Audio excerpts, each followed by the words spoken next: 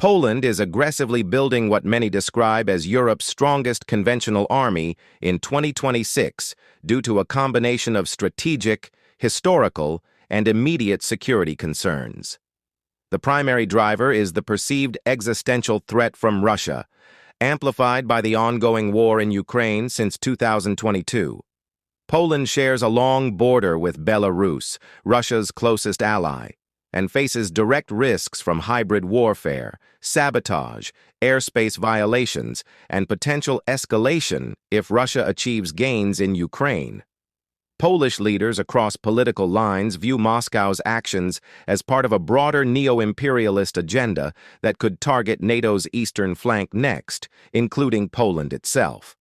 This has prompted Warsaw to position itself as the frontline defender of Europe against Russian aggression. Historically, Poland has suffered repeated invasions and partitions, most notably from Russia and its predecessors, leaving a deep-seated awareness of vulnerability on its eastern borders.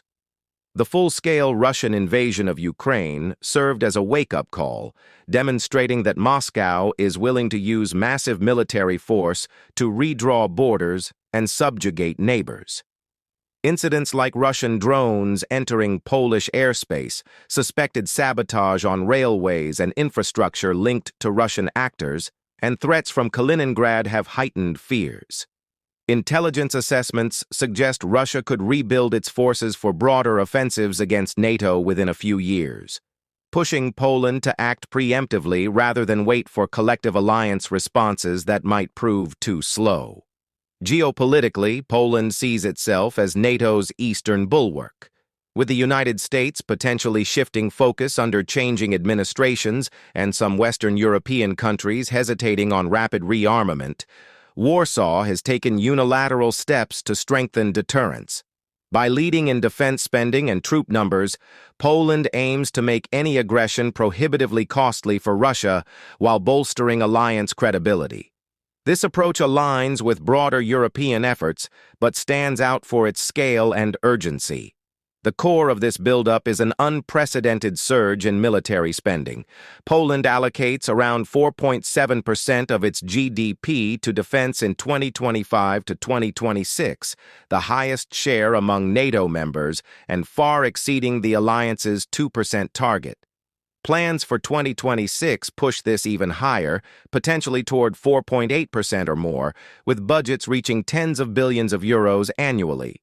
This funds massive procurement, infrastructure, and personnel expansion.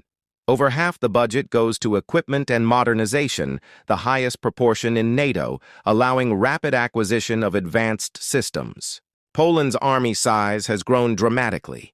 From around 128,000 active personnel before the Ukraine war, it now exceeds 200,000 and targets 300,000 by the early 2030s, including reserves and territorial defense forces. This would make it the largest standing land army in Europe among NATO countries, surpassing traditional powers like France, Germany, and the UK in troop numbers. Recruitment drives, mandatory training considerations for men, and integration of territorial units support this expansion. Procurement focuses on high-end, NATO interoperable gear from reliable suppliers like the United States and South Korea, chosen for quick delivery. Key acquisitions include hundreds of Abrams tanks from the U.S., K-2 Black Panther tanks from South Korea, K-9 howitzers, HIMARS rocket systems, Apache helicopters, F-35 stealth fighters, Patriot and other air defense batteries, and submarines in negotiation. These enhance armored, artillery, air, and missile capabilities, creating layered defenses against Russian tactics seen in Ukraine, such as massed armor and drone/artillery barrages. Infrastructure projects complement hardware. The East Shield program builds fortified borders along Russia and Belarus frontiers, including barriers, sensors, and anti-access systems, costing billions. This creates physical deterrence and protects critical logistics routes used for Ukraine aid.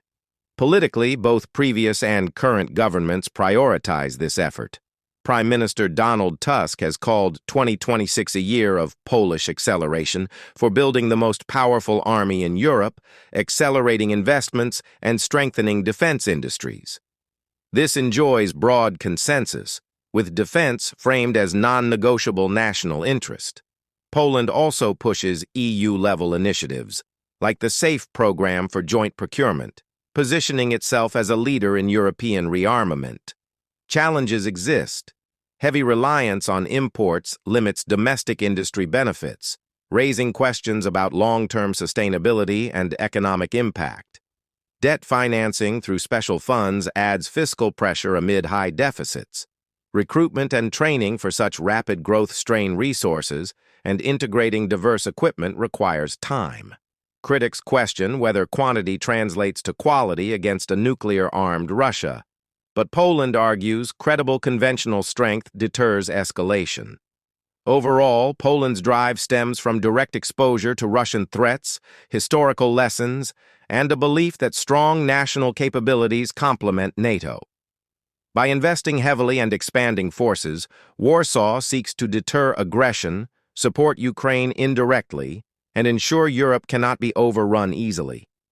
This positions Poland as a key security pillar, potentially shifting power dynamics on the continent toward Eastern members who feel the threat most acutely.